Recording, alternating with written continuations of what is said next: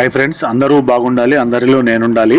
ముఖ్యంగా మన వీడియోకు సంబంధించి లలిత పీఠానికి సంబంధించి తిరుపతిలో ఉన్న శ్రీనివాస మంగాపురం నుంచి 1 కిలోమీటర్ దూరంలో ఉన్న లలితా పీఠం గురించి వీడియోస్ అయితే ముందు పెట్టాను.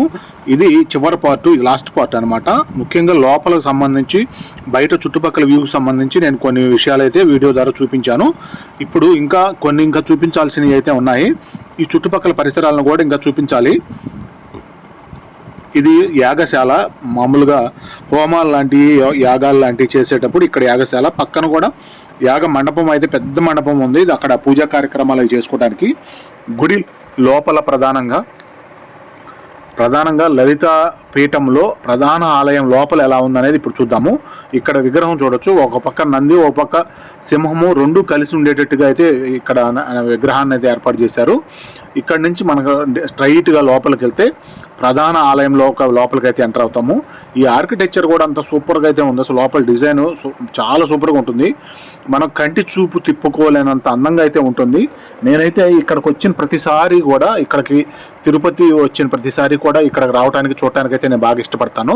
ముఖ్యంగా ఇక్కడ లోపల అమ్మవారికి సంబంధించి పూజా సామాగ్రికి సంబంధించి ఇక్కడైతే విక్రయం అయితే చేస్తుంటారు. దాదాపు ఈ చుట్టుపక్కల పరిసరాలన్నీ కూడా చాలా అద్భుతంగా పరిశుభ్రంగా కూడా ఉంటాయి.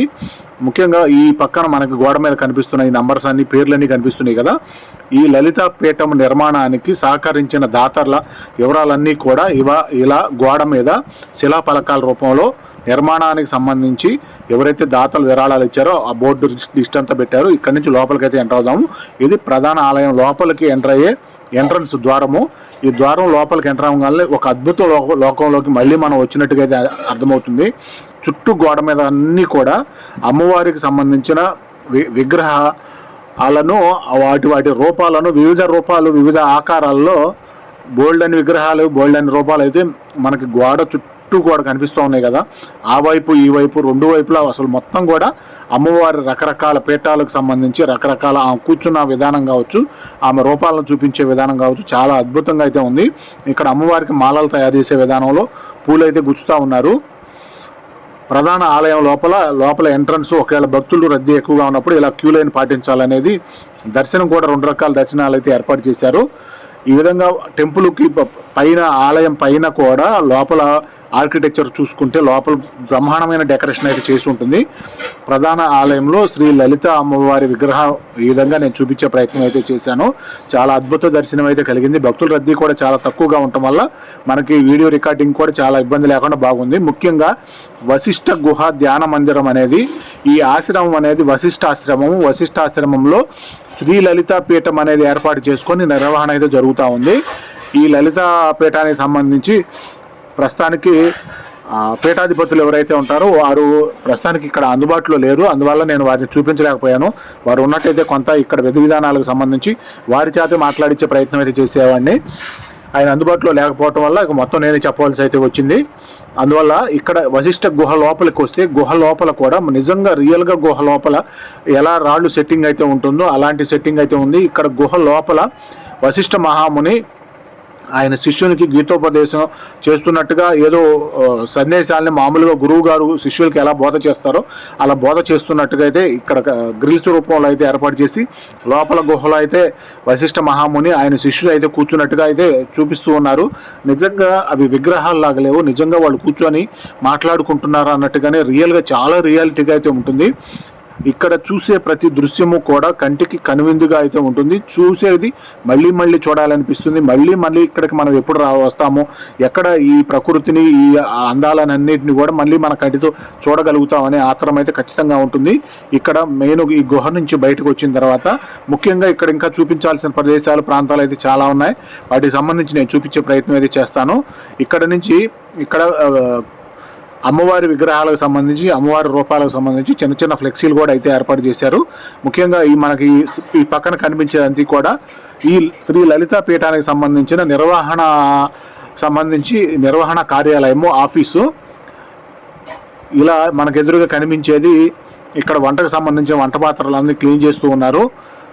అలాగే ప్రతి చోట కూడా ఎక్కడా కూడా ఖాళీ లేకుండా ప్రతి చోట మొక్క, ఏదో ఒక ఆకుకూర మొక్క కావచ్చు, ఏదైనా పనికొచ్చే మొక్క కావచ్చు, పూల మొక్కలు కావచ్చు, పెద్ద చెట్లు కావచ్చు, ఇలా మామిడి చెట్లు, అరటి చెట్లు రకరకాలుగా అయితే గ్రీనరీ అయితే కనిపిస్తూ ఉంటుంది. ప్రకృతి అసలు రియాలిటీగా ఇలా ఉంటుంది, ప్రకృతి ఇలా ఉంటే బాగుంటుంది అనేది మనకి క్లియర్గా అయితే ఇక్కడ చూపించడం అయితే జరిగింది.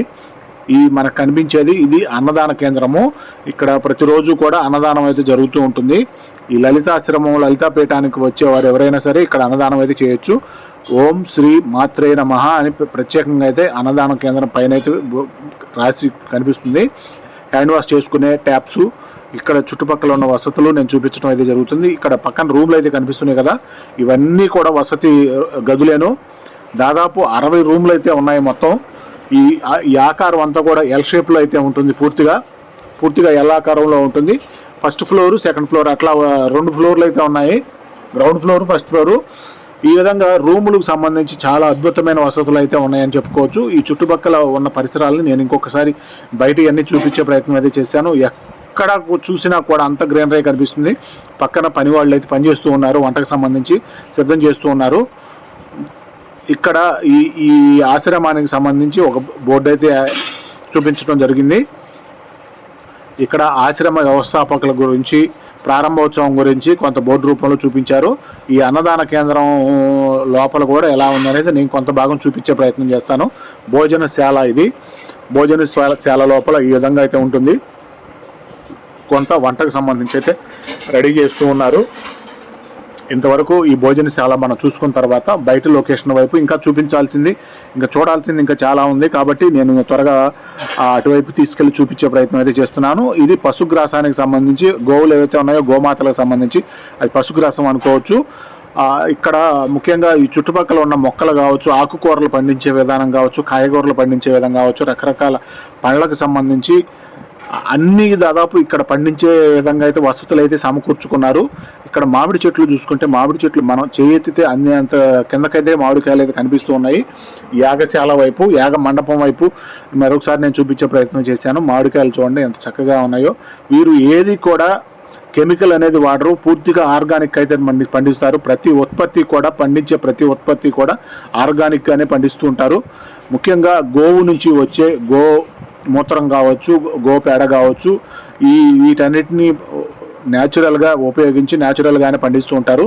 ఈ పక్కన కనిపిస్తుంది కదా, ఇక్కడ కొన్ని సందర్భాల్లో జరిగే ఉత్సవాలకు కావచ్చు, యాగ మండపాలకు కావచ్చు, పూజా విధానాలకి పెద్ద మండపం అయితే ఉంది.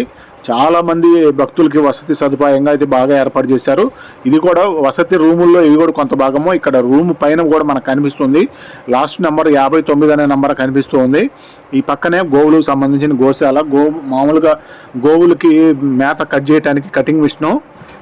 ఇలా చుట్టుపక్కల అన్ని పరిసరాలను నేను మరొకసారి చూపించే ప్రయత్నం చేస్తున్నాను. ఇక్కడ రకరకాల కూరగాయలు, ఆకుకూరలు అయితే పండిస్తూ ఉన్నారు. ఆకుకూరలు, వంకాయ మొక్కలు, టమాటా చెట్లు, బోల్డెన్ ఆకుకూరలు అయితే ఇక్కడ పక్కన కనిపిస్తున్నాయి. ఇక్కడ గోవు నుంచి వచ్చే ప్రతి వ్యర్థాన్ని కూడా వీళ్ళు బాగా ఉపయోగించుకుంటున్నారని చెప్పుకోవచ్చు. ముఖ్యంగా ఇక్కడ గోశాలలో కూడా చాలా పరిశుభ్రంగా అయితే ఉంది. నేను ముందుగా వీళ్ళకేమి ఇన్ఫర్మేషన్ అయితే ఇవ్వలేదు. నేను వీడియో చేసుకుంటానని నేను ముందేం చెప్పలేదు. జస్ట్ వాళ్ళని అట్లా అడిగి నేను వీడియో చేసుకోవడం అయితే మొదలుపెట్టాను. ఎక్కడ చూసినా కూడా పరిశుభ్రత అయినది క్లియర్గా కనిపిస్తుంది. గోవులు అయితే పడుకొని రెస్ట్ తీసుకుంటున్నాయి. వాటినేమి నేను డిస్టర్బ్ చేయలేదు. ఆ గోవులు పడుకున్న గోశాల ఆ ఏరియా కాకుండా పక్కన కూడా ఇంకొక పెద్ద ఏరియా అయితే ఉంది. ఈ వీడియో అయితే చాలా అద్భుతంగా ఉంది, అందరూ చూడాలి. ఈ వీడియోని ఇంతటితో ముగిస్తున్నాను.